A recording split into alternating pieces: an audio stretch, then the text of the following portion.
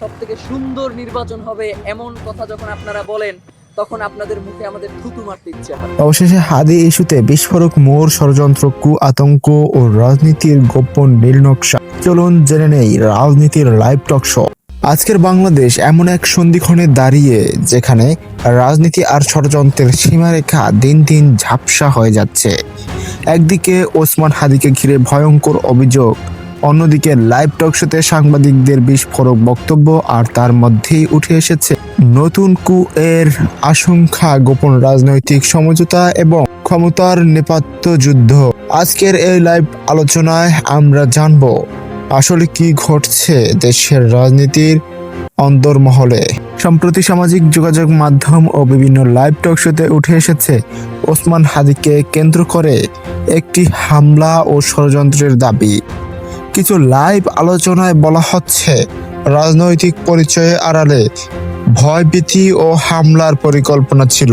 যদিও এসব অভিযোগের সরকারি নিশ্চিতকরণ এখনো নেই, তবে প্রশ্ন উঠেছে যদি এসব শুধুই গুজব হয় তাহলে এত সমন্বিত আলোচনা কেন? আর যদি সত্যের আংশিকও থাকে তাহলে এর পেছনে কারা? রাজনীতিতে ভিকটিম ন্যারেটিভ নতুন কি কোনো কৌশল, নাকি সত্যিই পরিস্থিতি ভয়াবহর দিকে যাচ্ছে? লাইভ টকশোতে সাংবাদিক ইলিয়াস হোসাইনের বক্তব্যে ইতিমধ্যেই দেশ জুড়ে আলোড়ন তুলছে। কখনো তিনি বলছেন সব ষড়যন্ত্র জনগণ জানে না, কিছু মুখোশধারী দেশকে অস্থিতিশীল করতে চায়। তাকে নিয়ে তারা উল্লাস প্রকাশ করছে। এই ধরনের মানুষকে আপনারা যখন টকশোতে জানান, তখন আপনাদের এমনকি কিছু লাইভে দেখা গেছে তার ভাষা ছিল অত্যন্ত আক্রমণাত্মক। জানিয়ে শুরু হয়েছে নতুন বিতর্ক। প্রশ্ন হলো, তিনি কি ভেতরের তথ্য জানেন, নাকি এটি একটি রাজনৈতিক চাপ তৈরির কৌশল? সাংবাদিকতা কি এখন শুধুই সংবাদ, নাকি এটি নিজেই রাজনৈতিক অস্ত্র? পিলখানা ট্র্যাজেডি বাংলাদেশের ইতিহাসের অন্যতম রহস্যময় অধ্যায়। সম্প্রতি কয়েকটি লাইভ টক শোতে দাবি করা হচ্ছে তদন্ত রিপোর্ট, নতুন কিছু নাম আলোচনায় এসেছে, রাজনৈতিক দায় এড়ানোর চেষ্টা চলছে। যদিও এসব দাবির সরকারি ব্যাখ্যা নেই, তবুও প্রশ্ন থেকেই যায়, এত বছর পর কেন আবার এই ইস্যু? নির্বাচন ও ক্ষমতার পালাবদলের প্রেক্ষাপটে কি এটি কৌশলগত চাপ? ইতিহাস কি আবার নতুন করে লেখা হচ্ছে? আর একটি বড় লাইভ টক শোতে উঠে আসছে আর একটি বড় প্রশ্ন, বিএনপির ভেতরের দ্বন্দ্ব। কিছু বিশ্লেষক বলছেন নেতৃত্বের বিভক্তি, আদর্শ বনাম ক্ষমতার লড়াই, কে হবে ভবিষ্যতের মুখ।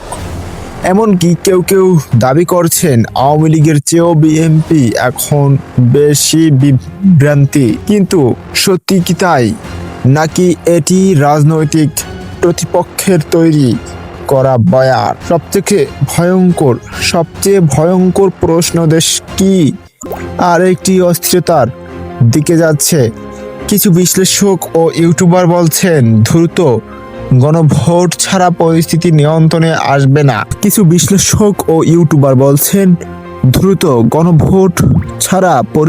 নিয়ন্ত্রণে আসবে না। রাষ্ট্রযন্ত্রের ভেতরেও অস্থিতি তৈরি হয়েছে। ইতিহাস বলে রাজনৈতিক সংকট যখন দীর্ঘ হয় তখনই জন্ম নেয় অদৃশ্য শক্তির হস্তক্ষেপ। বাংলাদেশ কি সেই পথই হাঁটছে? আজ আমরা কোনো রায় দিলাম না, আমরা শুধু প্রশ্ন তুললাম, কারণ গণতন্ত্র প্রশ্ন ছাড়া বাঁচে না, আর জনগণ না জানলে ইতিহাস বারবার প্রতারিত হয়। আপনার মতামত কি? এই সব অভিযোগ লাইভ টক শোতে আর গোপন ইঙ্গিত সত্যের পথে, নাকি রাজনৈতিক নাটকের অংশ? কমেন্টে আপনার মতামত লিখুন, ভিডিও শেয়ার করুন, কারণ সচেতন নাগরিকই শক্তিশালী রাষ্ট্র গড়ে তুলতে পারে। চ্যানেলটি সাবস্ক্রাইব করে রাখুন। ধন্যবাদ।